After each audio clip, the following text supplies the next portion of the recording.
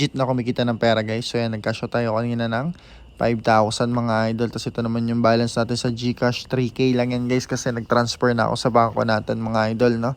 So ito guys yung nilalaro kong game kung saan legit talaga siya na nagka-cash out mga idol through GCash or Paymaya guys, no? And yun nga pala update yung strategy natin na nakaraan na yung ganito guys, pakita ko sa inyo yung may dalawang bomba sa mga tabihan mga idol. Parang negative na siya ngayon. Tingnan nyo to dalawa yung bomba dyan guys Tatayaan natin. Ayan. Umuulit na ngayon yung mga bomba mga idol, no. So ewan ko baka napanood nila yung videos natin. So yan, para sa mga interesado guys, nasa comment section yung link. Register lang kayo dyan. 200 pesos puhunan. Pwede na kayo mag-start dito guys. Tapos ganito naman mag-cash in. Pindutin yung red button sa tabi ng balance. 200 pesos. Then do not participate in promotions, recharge. Diyan din yung pag-withdraw mga idol. Alright, so ginagawa ko ngayon guys, regular strategy na ulit. So yan, piso muna tayo. 21 yung diamonds dyan.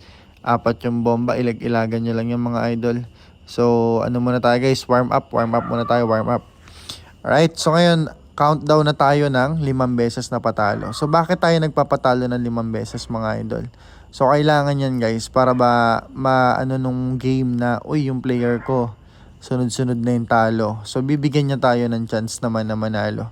So nung isang araw ko lang na-invento yung ano na yun, na pag-aralan yung strategy na yun. Ang problema, wala na agad. Inano na nila, binago na agad nila. Tingnan nyo dito, mag-aabomba yan dito. Ayan o.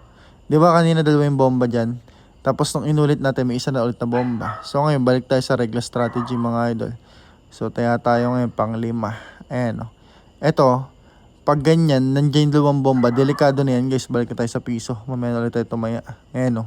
Umuulit na siya. Diba? So ngayon tayo tumaya ng magkano yung talo sa atin? 262. 491 tayo mga idol. Ayan, nawala na yung bomba. Ngayon, kung nasan yung dalawang bomba, dun ulit magkakaroon ng bomba mga idol. Kaya regular strategy na lang tayo guys. Sa regular strategy, patalo tayo 5 beses ulit after natin manalo. So palagi nyo tandaan na babalik kayo sa piso guys after nyo manalo kasi possible nga na magkabomba yan. And tingnan nyo. Diba dito dalawang bomba? Ito magkakaroon pa ulit ng bomba. Aba, nawala na, nagpahinga na. Okay, patalo nyo lang kahit ilang diamonds na mapindot nyo. Tsaka tayo magbet ng sige 551. 551. Yan, 551 natin, 1,102 ng mga idol. Tapos, after nyo manalo, diba, regular strategy, alam nyo na naman yun guys, no? So yan guys, kung yung account nyo ayaw na talaga manalo, malas-malas na talaga, I suggest, kasi may nag-chat sa akin na follower natin, nakachat ko siya. Yung account niya nangyari, nagkamali siya nung una, nagamit niya yung promotion. So, nangyari doon, nagkaroon siya ng betting requirements bago niya makash out yung panalo niya. Ganun kasi yun guys, ito doblehin niya yung pinasok mong pera kaso nga lang may kapalit yun mga idol. So wag yung gagamitin yung promotion nila. Kasi mahirap. Paano kung panalo ka na, diba 200 mo, nanalo ka na ng sabihin na nating 200, diba? Sabihin na nanalo ng 5,000. Kung 10,000 yung betting requirements mo bago ka manalo, diba? Kung matalo pa yung 5K, di sayang lang. So yun, ang kwento niya, yun yung unang experience niya, hindi niya pa kasi alam na bawal gamitin yung promotion. Kasi nga, pang malalakas lang ang loob na yun guys, no?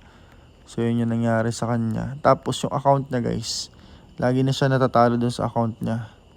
So kapag ganun yung account yung mga idol, kung dati na kayo naglalaro, ay kagi. I suggest mga idol, gumawa na kayo ng bagong account. Mabilis lang naman gumawa ng bagong account. Kailangan nyo lang dyan ay extra na pagka-cash outan. Kasi nga, yung account na yan, medyo may red flag na yan mga idol. Kumbaga. Tsaka kapag ka natalo kayo guys, halimbawa, hindi nyo makuha, natitilt kayo kasi nagsunod-sunod yung bomba or hindi nyo makuha yung perfect timing nung game na doon kayo mananalo. Pahinga muna mga idol. Huwag nyo ituloy-tuloy kasi lalo kayong matatalo nyan kapag ganyan. Pag tinuloy-tuloy nyo, ipahinga nyo muna. Pahangin muna kayo, gawin nyo muna yung iba nyo dapat gawin, ganyan. Tapos saan nyo siya balikan pag yung relax na kayo mga idol. Kasi dito sa game na to, dapat focus ka din dapat malakas yung pakiramdam mo, yung ano mo ba, yung sense, parang ganun. Kaya ako guys, lagi ako madaling araw naglalaro. Tingnan nyo ngayon, anong oras na, 12:26. Kaya kakaunti na yung players, 'di ba? At least palago naman. Kasi tahimik na, 'di ba? Makakapag-focus na ako ng maayos. Kaso si Mocha, batok ng batok, napakaingay. Oh, tingnan nyo, oh. Wala naman tao. Partida, wala pang tao yan, ha. Paano kung may tao pa? So, yun, makakapag-focus kayo ng maayos. At mananalo kayo talaga. Kasi kung tilt kayo, madaming distraction sa paligid nyo. Parang nag-aaksi lang tayo, di ba dati? Kapag gusto na natin kumota, ako dati, gabi ako naglalaro talaga eh. Nung Axie days, gabi talaga mga idol. Para walang distraction sa pag-grind ko.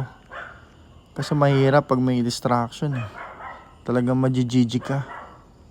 Kaya yun, suggest ko lang sa inyo, kung sa bahay nyo may place na tahimik doon, wala masyadong tao, wala maingay, doon kayo maglaro para iwas tilt, no?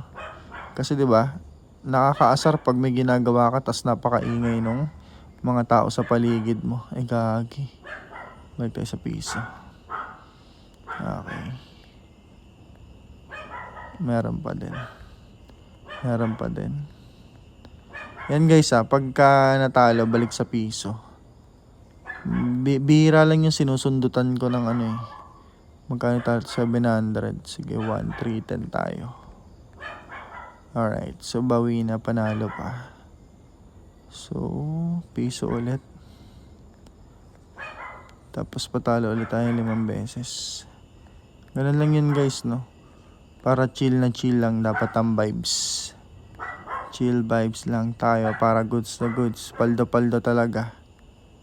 Right. So ito na yung parang pinakatrabaho. Pang midnight shift ako mga idol eh. So yun lang guys, no? Goods na siguro to. 7,320. Pampiyesa na yan. Yay. Sana manalo din kayo guys. God bless sa inyong lahat.